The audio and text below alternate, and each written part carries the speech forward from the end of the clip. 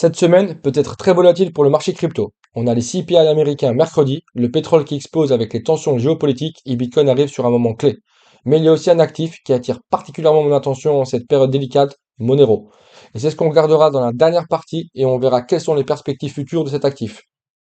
Donc reprenons le Bitcoin.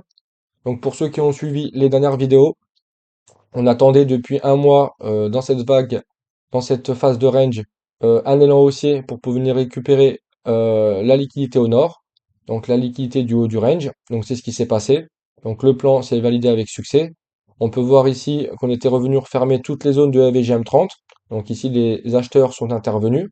On a eu une défense du prix. On peut voir que la dynamique haussière est bien respectée ici, donc avec des lots qui sont de plus en plus hauts. Et donc, c'est ce qui a permis de pousser le prix au-dessus des 72 dollars et revenir dans la zone clé qu'on avait identifiée, qui correspondait en fait au FVG Weekly Bearish, et qui pouvait être potentiellement une zone de rejet, voire même une zone de fin de course.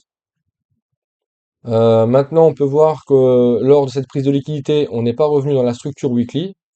Je vous avais expliqué qu'ici, on avait le break weekly, mais que ce breaker, on devait avoir au moins une réintégration mineure ou une majeure. Donc si on a une petite réintégration, il aurait fallu idéalement qu'on revienne dans les 74 400 dollars. On peut voir ici, j'ai mis un petit cercle, que le cours et le prix n'a pas atteint cette zone. Donc, est-ce qu'on va y retourner par la suite sans prendre le lot du range ou est-ce qu'on va faire une cause plus grande pour revenir dans cette zone? Parce que je pense que cette zone est une zone qu'on devrait revisiter les prochaines semaines ou les prochains mois au minimum. Donc maintenant, la question qui va se poser, ça va être est-ce que le prix va arriver à conserver cette dynamique haussière cette semaine? Pourquoi cette semaine est importante? Parce que cette semaine, on a pas mal d'informations clés.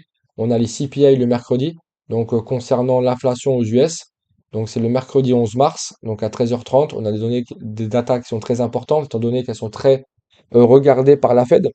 Et ça aura un impact forcément sur la baisse des taux, normalement qui est prévue au mois de juin 2026.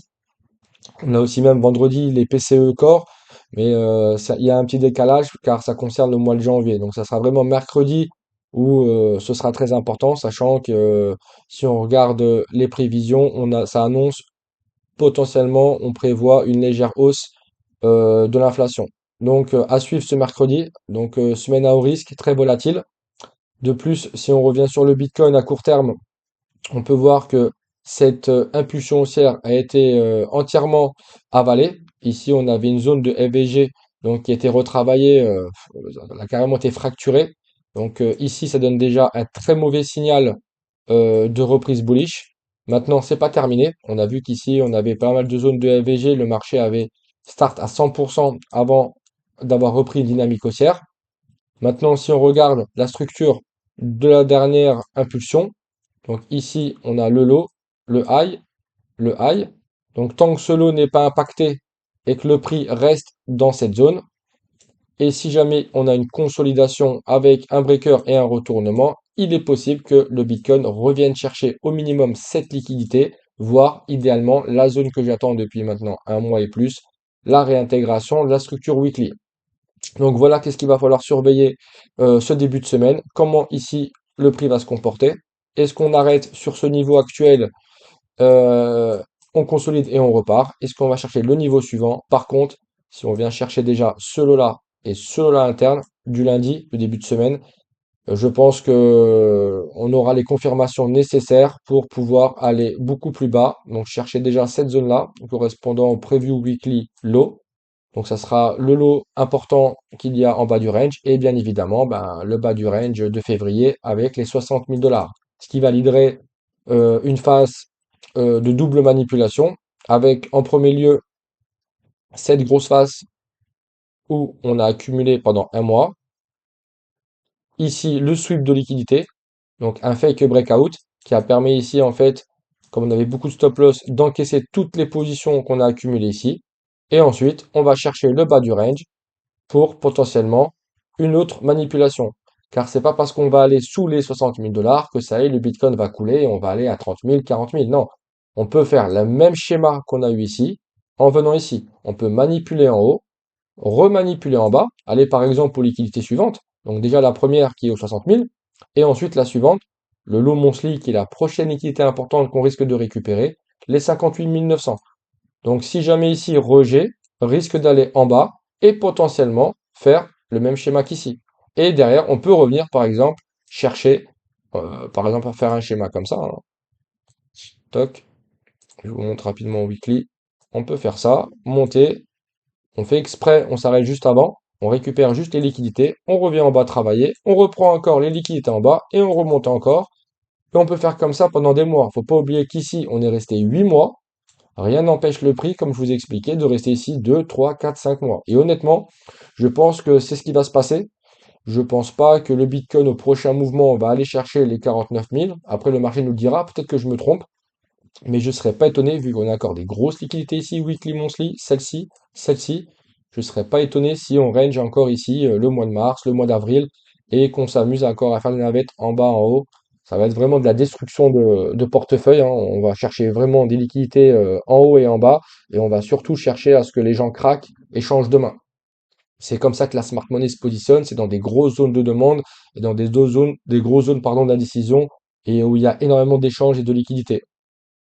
Donc voilà ce qu'on va devoir suivre cette semaine. De plus, on a un nouveau paramètre qui s'est mis en place qui peut impacter énormément le marché crypto de façon très négative.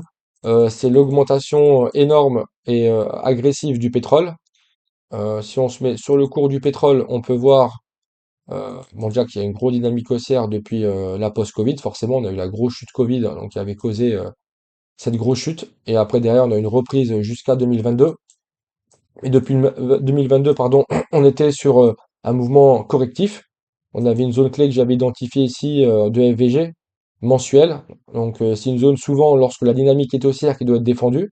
Donc on est venu consolider sur cette zone et là depuis on est sur une hausse de 69%. Donc on est autour de 90 dollars le baril.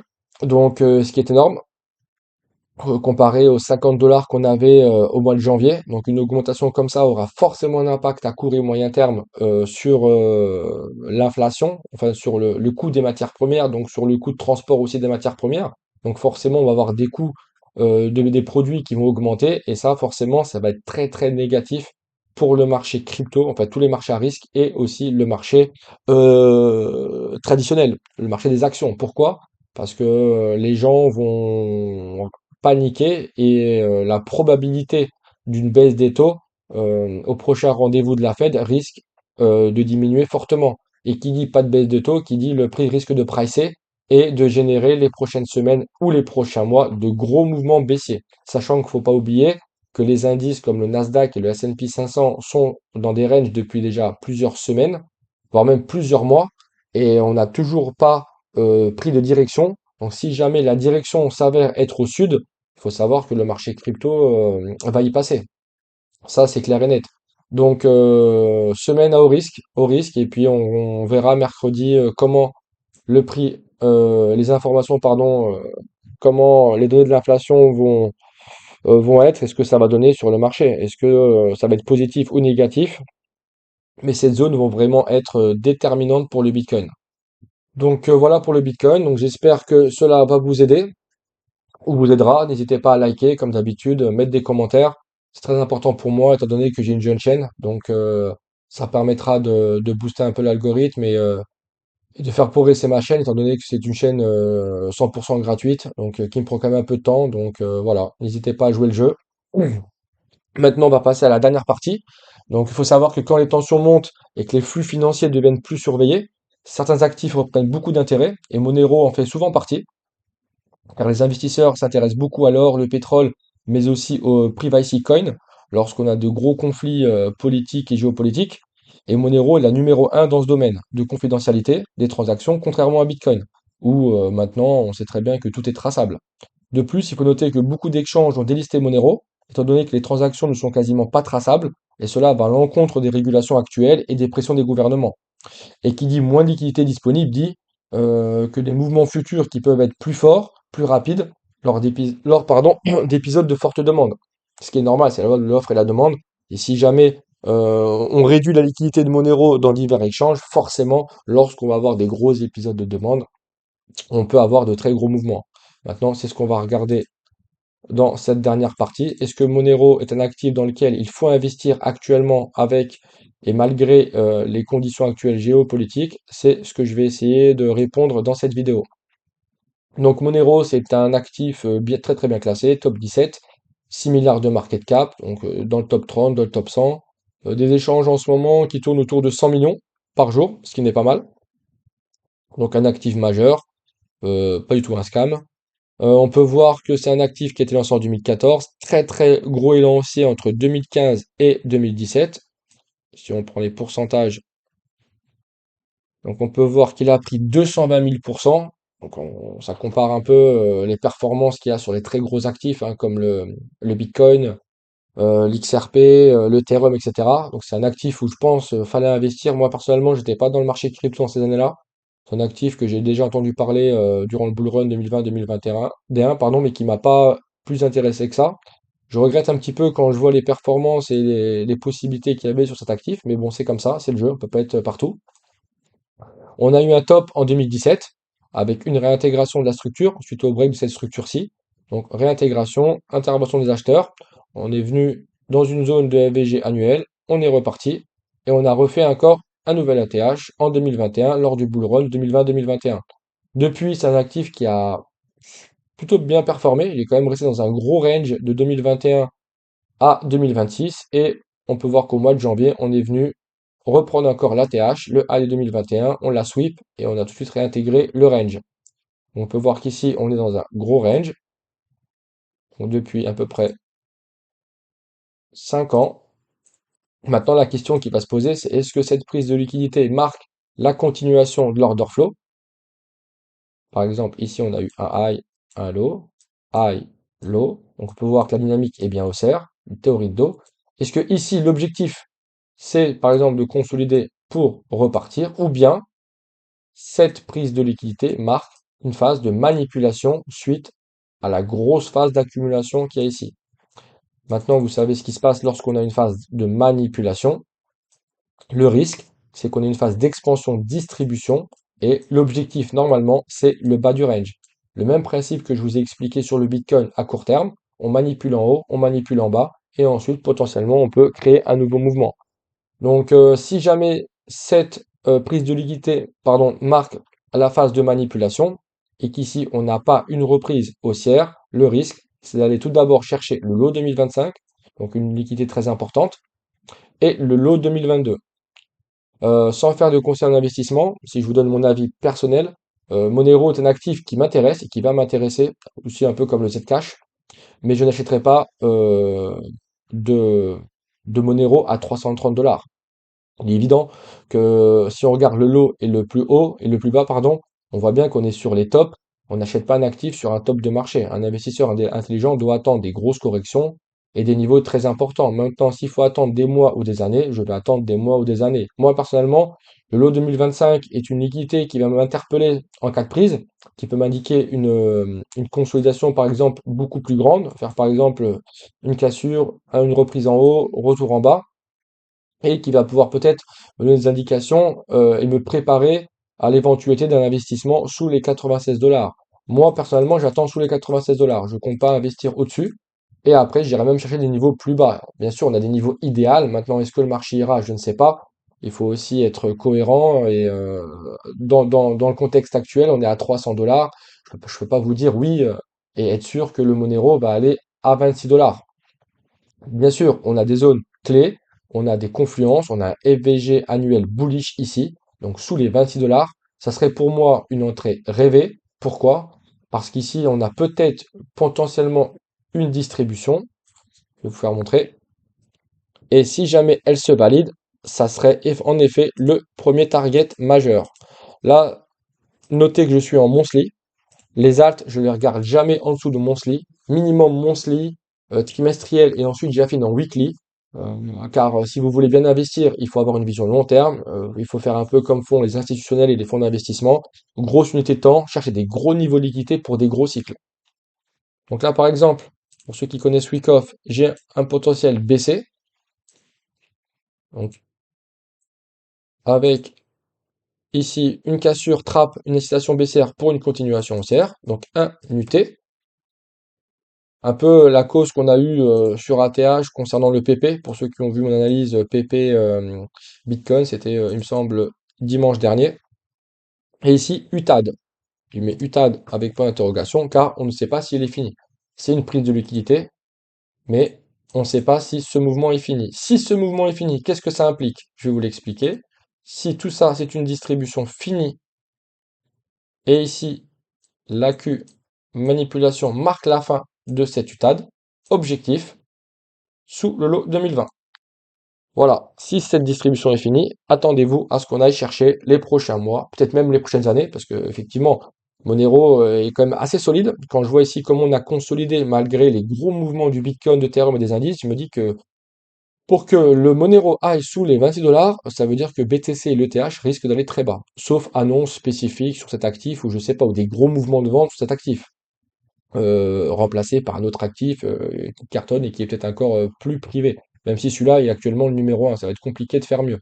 Ensuite, on a forcément d'autres zones plus basses, hein, sous le 10 dollars, mais honnêtement, je vous en parle pas maintenant. Ça, c'est des zones pour moi qui sont rêvées. Si les prochaines années, vous voyez Monero dans cette zone-là, dans cette zone-là, je pense que c'est un très très bon niveau pour accumuler du Monero. Si on prend un Fibonacci, on regarde, toc, je vais le mettre en logarithmique, on va mettre juste les 50% de tout ça. Hop, on va supprimer. Si on regarde sur le mouvement global, on a 50% en algorithmique qui est ici. Donc, ce qui aurait du sens, étant donné qu'on a un gros mouvement, et qu'en plus ici on arrive dans des zones de FVG annuelles. Donc si jamais vous voulez investir sur des mois, des années, comme certains ont investi sur le Bitcoin, et vous voulez investir sur le Monero, je pense qu'il est très intéressant de venir chercher sous cette zone-là. Ça, c'est des entrées vraiment qui sont institutionnelles, des entrées où il faudra garder le Monero, je pense, pendant plusieurs années, 5 ans, 10 ans, parce que je pense pas que Monero, il est là depuis 2014, donc ça fait à peu près 12 ans qu'il est sur le marché. Et actuellement, il n'y a pas de raison que cet actif pardon, ne dure pas. Je pense que cet actif sera là encore dans 5 ans, 10 ans, comme le XRP, comme le TH. Après, l'avenir nous dira si je me trompe. Donc voilà pour le Monero, ce que j'en pense. Donc actuellement, on n'a rien qui nous dit que le Monero est dans une phase de distribution terminée. Rien qui nous dit qu'on est vraiment dans une phase corrective.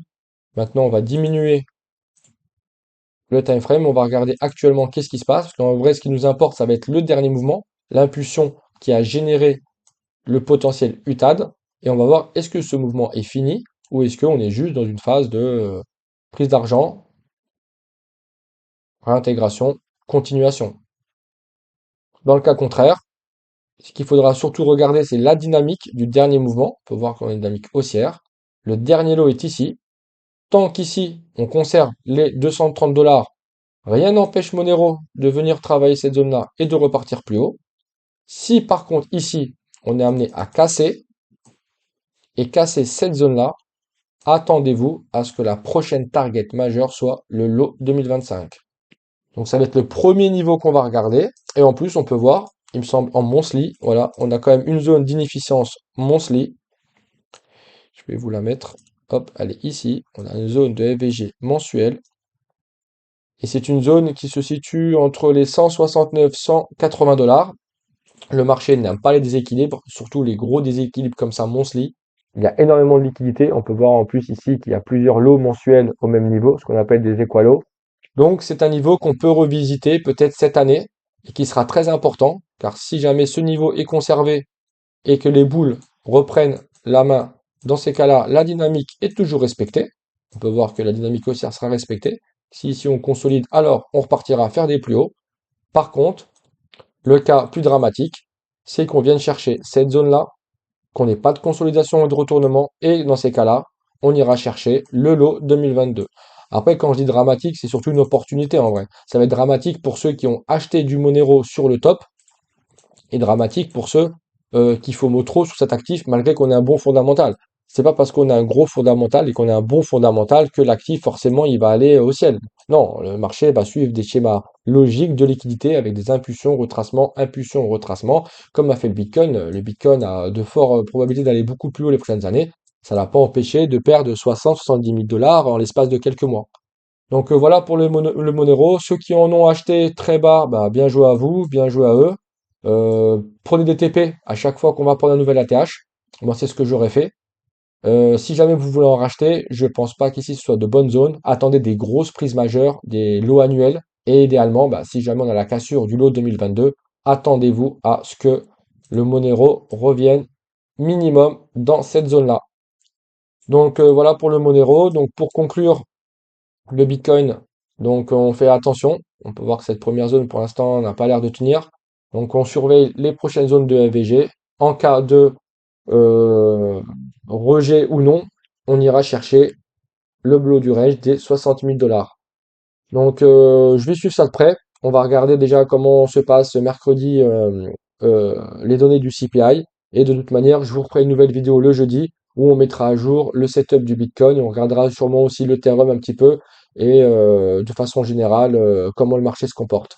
Donc n'oubliez pas, likez, abonnez-vous pour la suite et à bientôt pour de nouvelles aventures. Ciao.